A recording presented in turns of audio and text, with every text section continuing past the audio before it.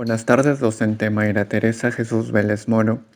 En esta oportunidad vamos a tocar un tema muy importante, el cual es egipcios y hebreos en el derecho. Para comenzar voy a empezar con una pequeña introducción, pero antes de eso voy a mencionarle a mis compañeros, quienes conforman un grupo de 5 integrantes, los cuales son Cachay Chávez Ximena, Pau Carmesta Carolina, Seituque Zapata Eduardo David, Tinoco Labrín Nayeli y quien le habla Castrejón Santa María Aricha. Para comenzar con la introducción voy a empezar diciendo que verdaderamente en la antigüedad se estipulaban espacios geográficos que sirvieron de cuna para pueblos primitivos, quienes permitieron el desarrollo de culturas antiguas. Aquí vamos a tomar el punto de la civilización egipcia, quien fue una de las que más perduró a lo largo del tiempo y se prolongó durante al menos 4 milenios.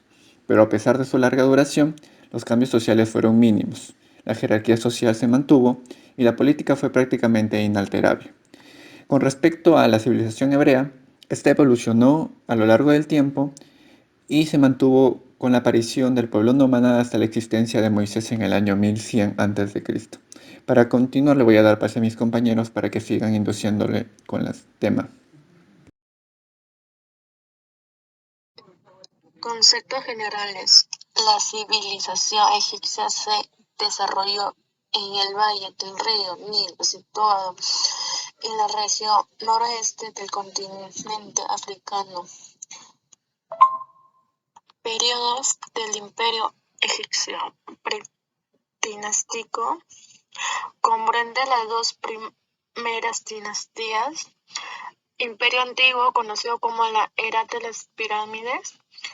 Imperio Medio, un periodo que inició Tebas como capital de Egipcia y luego en Memphis. Imperio Nuevo. Tenemos época baja y conquista helenística. Época baja, conocido también como Baja Época Saita, es el periodo de 200 años que comprende las dinastías y también paleo entre el gobierno persa y cortos periodos en los que faraones nativos lograron nuevamente el control. La conquista helenística, el ámbito geográfico en el que se desarrolló el periodo helenístico comprende el intenso territorio conquistado por Alejandro Magno, que a su muerte se fragmentó en diversas entidades políticas regidas por dinastías de origen griego o macedónico. Conquista y ocupación romana. El área pasó a estar bajo el dominio romano en el año 30 a.C. Tras la derrota de Cleopatra y Marco Antonio por Octavio, el futuro emperador César Augusto sirvió como el principal proveedor de trigo para el imperio. Organización social. El faraón era el representante de Dios en la tierra y tenía el máximo poder. El pueblo pagaba impuestos al faraón.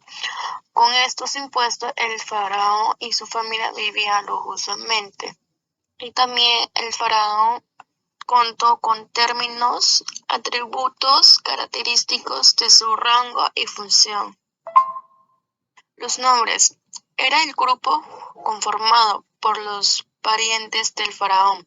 El ejército encargaba de la protección del pueblo y el pueblo estaba formado por comerciantes, artesanos, agricultores y pastores. Bueno, ahora yo abarcaré al derecho egipcio como tal.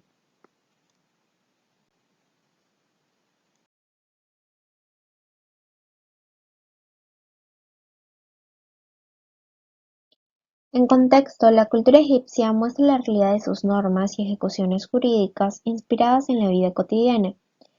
Este carácter práctico se traducía en crear básicamente instituciones que asegurasen la existencia de una vida estable, ordenada y próspera para la civilización. Los autores Álvar, Plácido, Bajo y Mangas sostienen respecto a ello que la civilización egipcia es una de las más ancestrales y significativas para el proceso evolutivo histórico que ha tenido el derecho, ya que constituye, junto a India, los países madre de la historia de las primeras instituciones y figuras jurídicas del mundo. Bueno, esto se debe a que los egipcios emitían sus reglas de conducta y normas a través de su tradición, es decir, se constituyó un derecho consuetudinario que era tan eficaz que luego fue adoptado por muchas comunidades e incluso ha influenciado en la legislación actual en materia de penas, con el único contraste de que la implementación del castigo era exagerada e inflexible.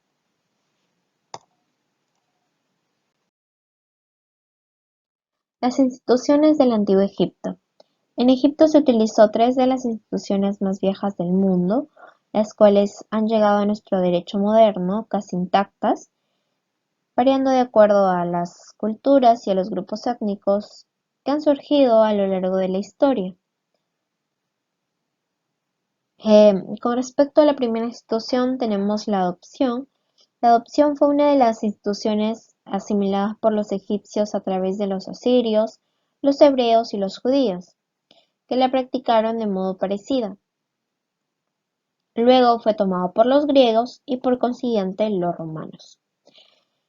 Como segunda institución tenemos el matrimonio. El matrimonio para los egipcios y muchas otras sociedades constituía la institución primaria que era la base fundamental social que exigía una formalidad religiosa. La última institución que tenemos es la hipoteca. La hipoteca era concebida como un contrato real por acuerdo oral o compromiso honorable, por el cual el deudor le entregaba a su acreedor un inmueble para que éste disfrutase de él, pero por consiguiente él estaba comprometido a una deuda que debía cumplir sobre el plazo establecido del contrato, que cumplía ciertas formalidades legales.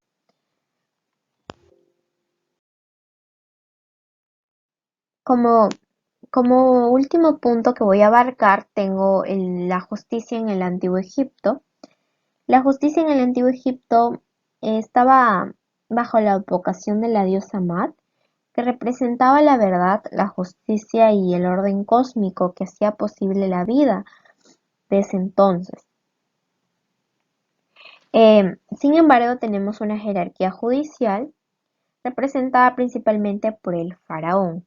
El faraón era el dios viviente y el orden representaba además el orden y la justicia. El chati era el primer ministro, mano derecha del faraón. El hati era el gobernador de un nomo y el dedet era el consejo local de funcionarios. A continuación le doy paso a mi compañero Arek, quien abordará más del tema. Bien, para continuar voy a tratar el punto de fuentes jurídicas. Actualmente no se ha encontrado ningún código de leyes egipcios, aunque existen referencias indirectas de la existencia de normas, así como se conoce variadas formas de juramento, por un dios, por varios o por el faraón. Entre los documentos legales se dividen en los relativos a cuestiones familiares o particulares. Aquí competen al derecho privado, salvo cuando se trata de la herencia de un cargo oficial dentro de la familia. Existía y estaba regulado el divorcio y la adopción, así como se juzgaba los malos tratos o el adulterio. También tenemos el derecho criminal. El primer paso era la denuncia y colocación del criminal ante el poder. Se han documentado casos de abusos de poder de funcionarios que eran vigilados, investigados e interrogados hacia los tribunales de justicia locales, en algunas ciudades documentados desde el año 2600 a.C. Por otro lado tenemos a los contratos con el palacio o templo. Estos eran oficiales, se regulaba entre ellos los títulos nobiliarios al censo, las reclutas de soldados u obreros, notas de impuestos, inventarios y diarios. Los sacerdotes intervenían en el derecho y las leyes, ya que en todas las épocas los sacerdotes ejercían la función de magistrados y los templos eran de palacio de justicia. Aquí vamos a pasar al siguiente punto, en el cual se abarca las fuentes conocidas.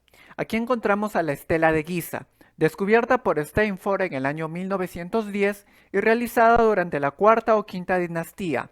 Este es el documento jurídico más antiguo de los ya conocidos. Contiene un contrato de compraventa que incluye una inscripción en registros, testigos y demás formalidades, lo que demuestra la existencia de una legislación civil, según Fernández en la página 139. Otro decreto es el decreto de Neferikara, en el año quinto de la dinastía. Este regula la protección de los sacerdotes frente a las levas de los trabajadores. En este sentido, no se permitía que ninguna persona con autoridad pueda tomar a uno de los sacerdotes y se le imponga obligaciones de trabajo alguno. Para continuar, tenemos a los decretos de Neferikara Pepi, mencionados por el papiro de Ippur. Demuestran la existencia de normas jurídicas durante la sexta dinastía, cerca del año 2200 a.C. También tenemos a los decretos de Coptos. Entre ellos están los emitidos por el faraón Neferikor de la dinastía octava, donde él nombraba a Suchati Chimay como gobernador de Alto Egipto. Por otro lado, tenemos el decreto de Orem, el cual fue escrito aproximadamente en el año 1300 a.C., en el pilono décimo, el cual consta de 9 partes que se han considerado la base de sistemas legales posteriores. Su finalidad era frenar los abusos de los funcionarios corruptos, reformando un sistema judicial vigente. Con relación a ello, voy a citar a Maspero 1985, quien expresa que el magistrado convicto de abuso sería condenado a la corte cortándole la nariz y deportándole de Celié, en Suez, en la página 347. También tenemos al Código de Hermópolis, el cual es regido por un papiro que fue hallado en la necrópolis de Hermópolis, el cual abarca el siglo III a.C. y ha sido publicado por Jorge Mata y Jorge Hughes. Para finalizar tenemos al papiro de Abú. El papiro de Abú recoge una investigación realizada durante el reino de Ramsés IX sobre saqueadores de tumbas del Valle de Reyes. En este tema vamos a hablar de los actos de corrupción en Egipto, en el cual se encuentran el conjuro de Harem y los juicios de ladrones de tumbas. En el conjuro de Harem, este tiene lugar durante el juicio de los conspiradores de participación en la conjura de Harem, en la primera mitad de la dinastía 20. Esta participación fue organizada por la esposa de secundaria de Ramsés III para asesinar al monarca y colocar a su hijo Pentaur en el trono. Por otro lado, con respecto a los juicios de ladrones de tumbas, los juicios y saqueos de tumbas tuvieron lugar en la dinastía 20, constituyéndose una de las mayores escándalos de la historia egipcia. Sin embargo, debemos recordar que la violación de tumbas se llevan cometiendo desde ya hace mucho tiempo. Para continuar con estos temas y seguir explayándose más, le voy a dar pase a mis compañeros. Ahora hablaré sobre el derecho hebreo. Contexto. Hablar del derecho hebreo implica referirse al sistema de normas jurídicas que regulan la vida del hombre semita en sociedad. Por lo que es importante que hemos tenido que aprender es la fortaleza de los pueblos, es lo que conduce a la creación y aplicación de sus leyes, porque éstas responden a las necesidades de sus hombres. Descripción geográfica. Está atravesando por el río Jordán, que recorre de norte a sur. Sus tierras son fértiles, son escasas, y se localizan a lo largo del río Jordán. El Mar Muerto es el lugar en donde desemboca aquel río, en el cual es un lago de tan solo 80.5 metros y es caracterizado por ser salado y que ninguna clase de peces puede vivir en sus aguas.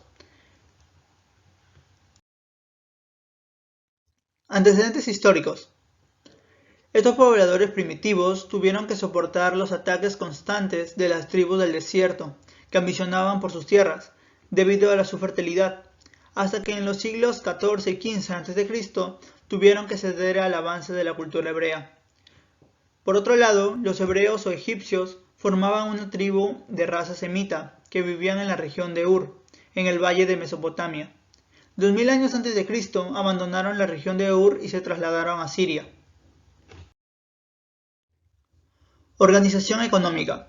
La organización económica de los hebreos cambia cuando ellos se establecieron en las tierras de Canaán. La propiedad se da básicamente en la igualdad primitiva. Producción agropecuaria.